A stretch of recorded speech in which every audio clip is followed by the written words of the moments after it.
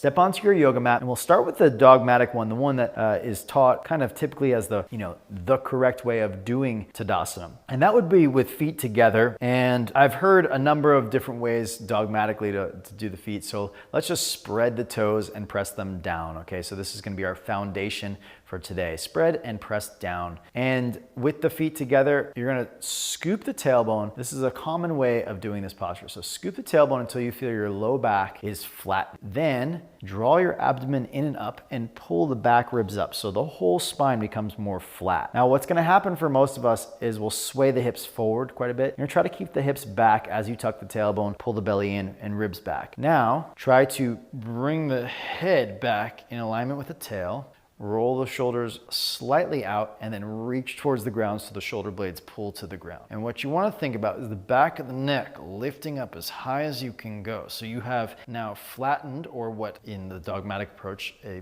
would say, you've lengthened your spine. Tailbone is lengthening down and your skull is lengthening up. Now I'm going to give you another way of doing this pose. Take your feet more or less right underneath your hip bone. So your femur bones are lining up right up underneath the hips.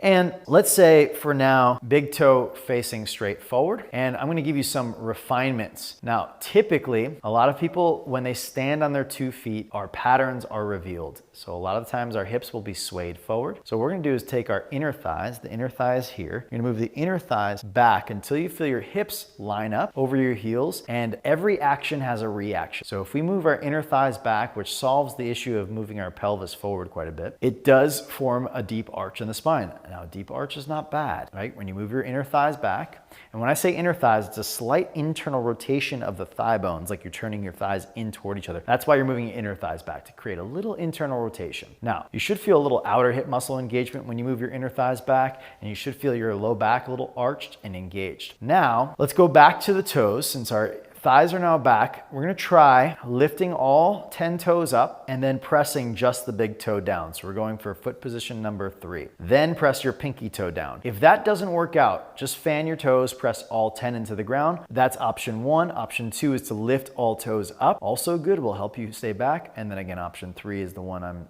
trying to do right now. Inner thighs back. Now, to balance out the action of inner thighs back, you can think about a weight on your tailbone. Draw the tailbone slowly down. Not so much that you flatten your lumbar. We actually, in more functional alignment, we want to think about maintaining the curve of our lumbar, our low back. So in this tadasana, we're trying to keep a curve of the lumbar because that's the natural curve of the spine. And a lot of times we lose that through our day from sitting all the time. So feel, do you have a lumbar curve? If so, great. If you've tucked too much, then untuck a little bit, okay? Now, I do like this idea of drawing the belly in and up. It does feel like the rib cage lifts up off of the pelvis and gives you a little lightness and maybe tractions the spine, giving that length that a lot of people are looking for. Okay, then we're gonna go shoulders back slightly and externally rotate the arm bones so palms are facing forward, and then draw the head back. And I do like the idea of lifting the skull, but we don't want to draw the chin down like this, right? Because we don't want to flatten the curve of the neck just like the lumbar. We want to have a little curve of the neck. You see how now I can talk more freely, okay? The shoulder blades are drawing down and the collarbones are wide and open, but I'm not pressing my ribs forward. My ribs are back, and here I am in my tadasana. Toes can lift,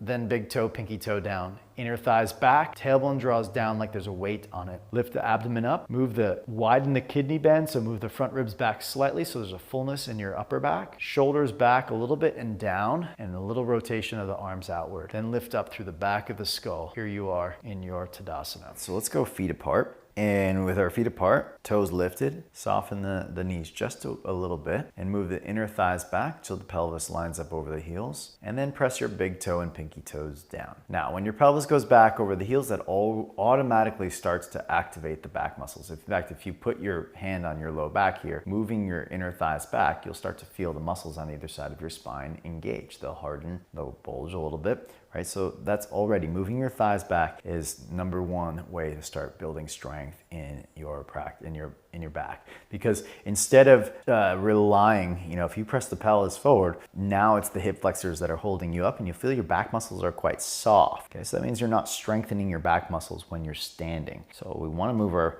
hips back, and our back muscles are now participating in the posture, and they'll be getting stronger in our everyday life that way. Let's explore some more Tadasana-like shapes. Inhale, reach the arms up.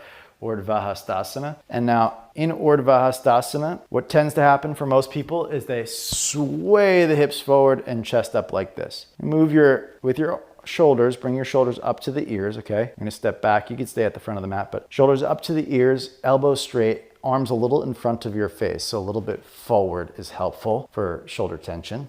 Move your pelvis and groins back. So we could also do this at the wall. If you're not sure, you can just stand at the wall again, move your pelvis back, scoop the tailbone. And then with your arms up overhead, you're gonna feel a muscle called latissimus dorsi is pulling you into a great spinal extension. So what we wanna do is kind of think about lifting the back of the heart up and into the wall or behind us, and then lifting the shoulders up and then arms back. It's very hard to get hands on the wall, so don't worry about them actually getting there, but try to move the middle ribs to the wall, and then head can start to move back and look up to your hands, and you have Urdhva Hastasana. We're gonna do standing splits preparation or Warrior 3 preparation. So hands on the ground, it's the same preparation. The major difference between Warrior 3 and standing splits, obviously, is standing splits, we'd go from here and bow. In Warrior 3, we'd rise up. So we're gonna stay here, and you're gonna notice your back leg. Your back leg, just look at it and see, let's dorsiflex the back ankle. You could plantar flex. It doesn't make that much a difference unless you were trying to focus on specific actions at the ankle for that day. But let's dorsiflex